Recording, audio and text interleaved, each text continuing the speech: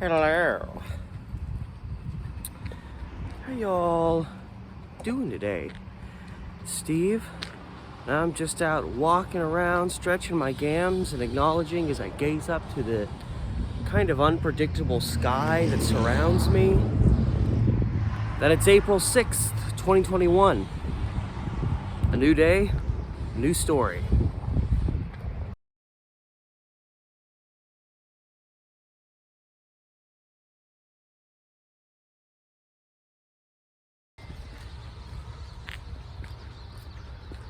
Must be a bird's nest. I'm hearing a lot of tweeting. Well, before we get to today's video, just remember, whatever your parents say, marijuana is not going to kill you. In all seriousness, even though I was pretty serious about that, just before we get going, remember, as always, you want to help my channel grow, remember to like, share, subscribe, hit up my Patreon. Links in the description below. I'm always posting new stuff there for you. So I'm helping you out, giving you content, you're helping me with cash. So that is in the description below, as well as the links to my Instagram and Facebook pages closely related to the content that I'm producing both here, as well as my primary channel, Steve the Amateur Historian. If you haven't gone over there yet, head on over there, because if you like what you see here, you're going to love what you see over there. And all that said, we can finally start today's story, which takes us back to 1978. And I have to say, one of the fun things about it, and it hasn't happened a lot, but one of the fun things about this series is, digging into old newspapers, not knowing what you're going to find, discovering stories that you didn't know exist. You find things that you realize probably need a little bit more than just a simple what happened on this day video, like what is that which I do on this channel.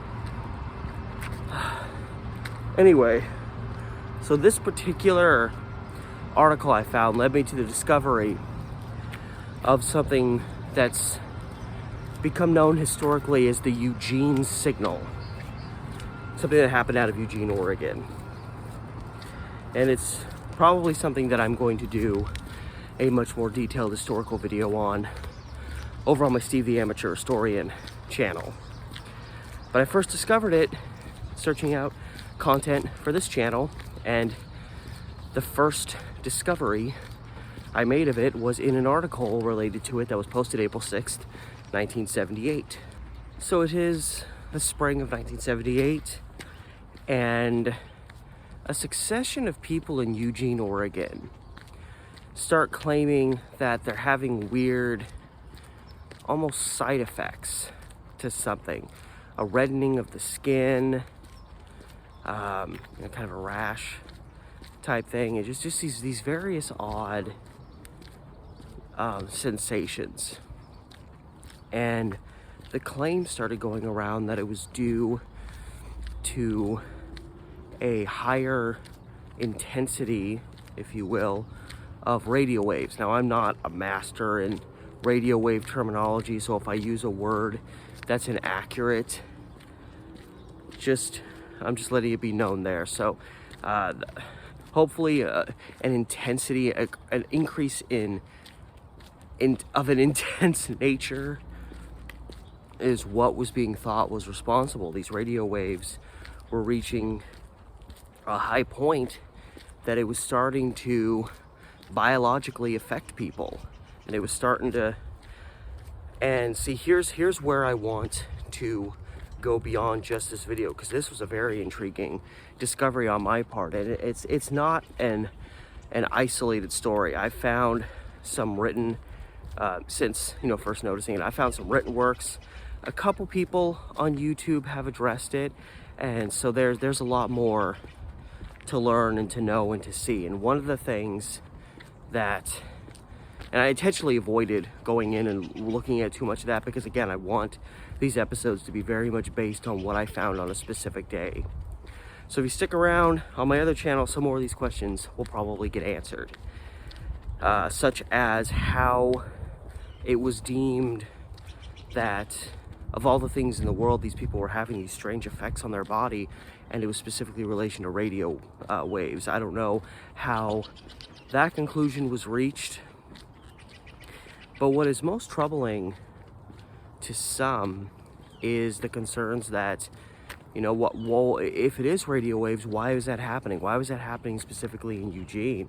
The Environmental Protection Agency got involved, the EPA, and you know, they were investigating, like, you know, radio waves in all these other major cities. And Eugene at this time was not quite, you know, even today, it's not really a major city. It's kind of a mid-major city. It's pretty good size, but I think it used to be the second largest city in Oregon, but I think Salem just passed them up. But essentially, the attitude was being pursued that it didn't really seem like anything was really amiss with these radio waves, and that reasoning was likely not very sound. So this guy named Richard Tell is interviewed in the particular article that I found, and he's been working, you know, with the EPA in their, you know, research and their investigations of radio waves in large cities. And he stopped off in Portland and essentially said that as far as he was concerned, as far as what he could see, physical, biological manifestations such as this were not likely. There's always a dog around. Were not likely, you know, to his estimation, they weren't going to be caused by something such as, you know, and again, using the term an intensity increase in radio waves. But the way he worded it was, he didn't think that these things would happen based on these, you know, on the way these waves were intensifying. So he was essentially saying that he was acknowledging, and maybe he just misspoke, but the way he said it was he was acknowledging that there was an increase in intensity in radio waves in the Eugene area. So, you know, did he misspeak, or was he already acknowledging that the waves were higher than usual there, and why would they be? So after this statement, in which Tell said that he didn't think there could really be any biologically significant side effects from an increase in radio wave intensity, he then made the statement that, you know, in previous studies, examinations, what have you, they had never noticed this same thing occur as a result of radio waves and having, you know, an increase in intensity. So was this guy being totally honest, or was he trying to just say whatever it took to keep the people calm, be like, don't worry, whatever's happening to you, it's probably not the radio waves, you're not going to have your brains fried by this? Or was he just BSing people? You know, there was this recent story that happened, like, in terms of when I'm recording this, because I usually record these like a month early, this just happened, but there was a guy that found shrimp tails in his Cinnamon Toast Crunch. And this just started getting reported yesterday, which for me would be March 24th. And he reported this to General Mills, who produces that cereal. And General Mills came back and said, oh, well, we've determined that what you thought were shrimp tails were actually like just a conglomeration of like their cinnamon and sugar substance that just kind of meshed together and didn't end up on the cereal. And you're looking at the pictures and you're like, no, I'm not a master of sea life. I'm not a shrimp expert. But if you look at that, you can tell. Everybody knows what the tail of a shrimp looks like. Everybody's been to, you know, a restaurant that serves shrimp, and you eat most of the shrimp and you leave that tail at the end. These were absolutely shrimp tails. And so it started this back and forth argument. But that was a scenario where those guys, you know, they could have taken responsibility and taken the hit and been like, oh man, this is messed up. We need to beef up our, you know, the way in which we monitor our food. And of course, you know, every big corporation that produces food cuts corners left and right. The stories that come out of places like that in terms of how dirty they actually are would make you never want to eat again. But it's kind of along the same lines in that these guys just came out and they tried their best to BS this guy and to keep it from becoming a big deal. And they probably figured this guy was not that well informed, like, oh, this looks like a shrimp tail to me. And they'd just be like, oh, no, sweetie, no, that's just what the cinnamon and sugar looks like when it just meshes together in a weird way. You know, and they banked on it that this guy wouldn't stand his ground. He was like, no. So it's become this whole ridiculous thing. And so, you know, in a roundabout way, is that what this Richard Tell guy was doing? Was he just BSing the people to quiet him down? And of course, this is a slightly different scenario in that, you know, when it comes to the Cinnamon Toast Crunch, the guy had the proof in his hands, whereas you can't physically see a radio wave. But it's all a very suspicious set of circumstances to me. I'm trying to not let the conspiracy side of my brain turn on too quickly and get too chaotically out of control, but it's very suspicious that this stuff all just suddenly started happening to people, and all just people in a certain town. This wasn't like a statewide thing. This wasn't all up and down the West Coast. This was just in Eugene, Oregon. And from that point in the argument, Tell kind of shifts gears a little bit, and after saying, oh, well, you know, there's not any biologically significant effects from something like this, he first says he doesn't know quite know what they're going to be doing when they go to Eugene yet. So he's addressing the situation, and he's making statements that maybe are based on facts, but are not statements he can say fully address the situation, because in his words, he said, you know, we don't know yet what we're doing when we go to Eugene, which means they hadn't fully analyzed the Eugene situation. They have no idea what the radio wave levels were at compared to these other cities. But he was already saying stuff like, don't worry, there's not really any biological effects. But then, I mean, not any significant biological effects. But then he goes on to say, you know, people will be biologically affected to some degree based on who they are compared to, you know, what the radio wave levels are at. You know, like most things. You know, currently people are getting the vaccine for the virus that shan't be named. Some people are having, you know, side effects like rashes, which that was the side effect that people were claiming they were getting from these radio waves, was a reddening of the skin, which sounds very rash-like to me. But, you know, another effect people said they were having was a ringing in their ears. And to me, I'm not going to have a total freak out about it, but that's not an insignificant side effect if it is from radio waves. Like, getting a ringing in your ears from anything is not a meek side effect, because the repercussions of developing a ringing in your ear can go in a lot of directions. So the guy pretty much says, you know, he makes sure to tell you, oh, nothing really super biologically significant happens. He makes sure to say that before he says, but biological effects do happen.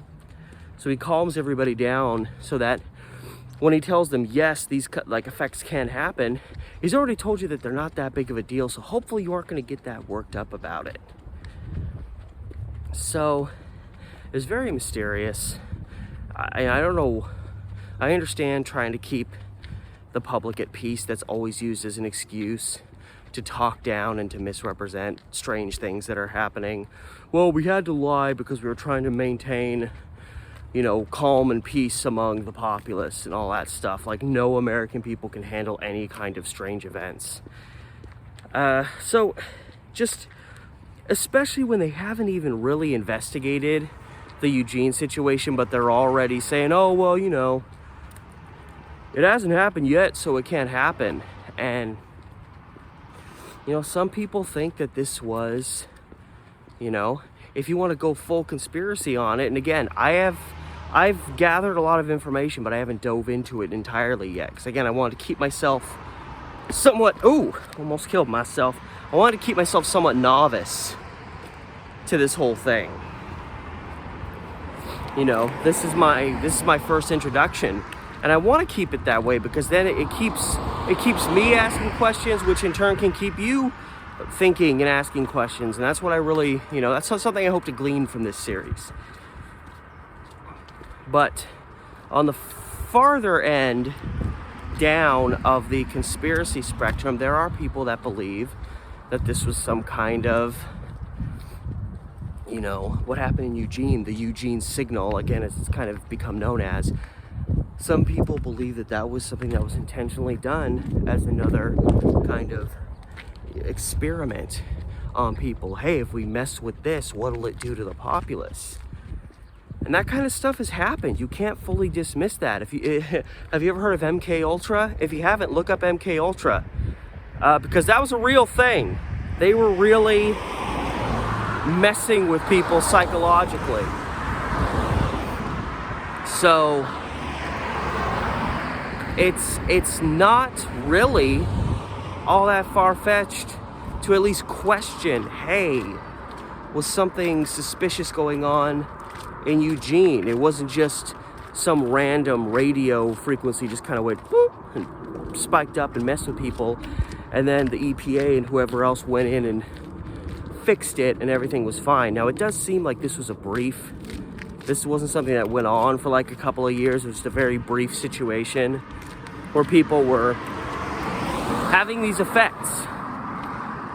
But still, that is a theory that people pose, that maybe this was intentional, this wasn't accidental, and the ringing in the ears, the reddening of the skin, things like that were actual side effects from an actual organized event. Again, from where I stand right now, I don't think that's horribly far-fetched. And it almost kind of makes sense to pick a place like Eugene. Like, it's a big city, but it's not a big city. It's a solid guinea pig for something like that. So maybe that is a possibility. I am definitely going to read up more and become more educated on it. And I definitely got to brush up on my radio wave vocabulary. My radio wave jargon is practically nothing to this point. But I'm definitely going to look at this a lot more and probably at some point produce a much larger, more investigative video on this matter for my primary channel. And that's going to happen from time to time. With this channel, I'll find things and be like, oh, this is a really interesting, and then I realize, oh my God, this is actually a much bigger thing than just one little article. And every story is. But this is probably the first instance where I found an article on Reddit and I was like, there's got to be more to this story. So hopefully that will happen, and that will be coming to a computer or iPhone screen via YouTube near you at some point. Of course, I got to go through the information, take it all down, organize it, and make it. I mean, it'll probably be, I'm back at work now, people. Probably be at least a couple of weeks before I could even get something like that done. Which means it'll probably be at least 2 months before it even pops up on my YouTube, but it could show up at some point. And anyway, that is all the information that was really presented in this April 6, 1978 article. Again, the first article I found, the thing that introduced me to the existence of this. Never heard of this at all before in the past, but when I saw people having effects from radio waves, I was like, that's very interesting. And I'm not a big radio or wave guy, but the mystery of that is very, very intriguing, very enticing. So I knew I had to bring it here for you. And hey, put that little bug out there. Steve the Amateur Historian, a video about this might be popping up in the future. So thank you so much for watching and dipping your toes into this little controversy about what may or may not have been happening in Eugene, Oregon back in the day. What do you think? Do you think it was a big government conspiracy? Of course, if you've never heard of it, really, are any of us in a position to reach definitive conclusions about this when we're still also uninformed? I mean, if you know a lot about this thing, then obviously that's a whole other story. But I was gonna say don't comment it here because I don't, but if you know more than what I'm gonna find, then maybe, I don't know. Just like and subscribe to my channel, people. And hit up my Patreon. What else are you gonna do with your day? I say that because I have a day off from work, so it's like the whole world has a day off from work. But anyway, no, in all seriousness, thank you so much for watching. I know that there's a lot of unanswered questions and mystery left by today's video, but it is very intriguing. So again, seriously from the heart, if you want to help my channel grow, remember, as always, to like the video, share, subscribe. There's enough videos on this channel now that you can binge watch them if you want. But yeah, if you hit up my Patreon, I'm always putting new stuff on this channel to give you bang for your buck, and obviously you're helping me out as well. The link to my Patreon is in the description, along with my links to my Instagram and Facebook pages closely related to the content that I'm producing both here, as well as my primary channel, Steve, the Amateur Historian. And all that said, this has been Steve, and I'll see you tomorrow.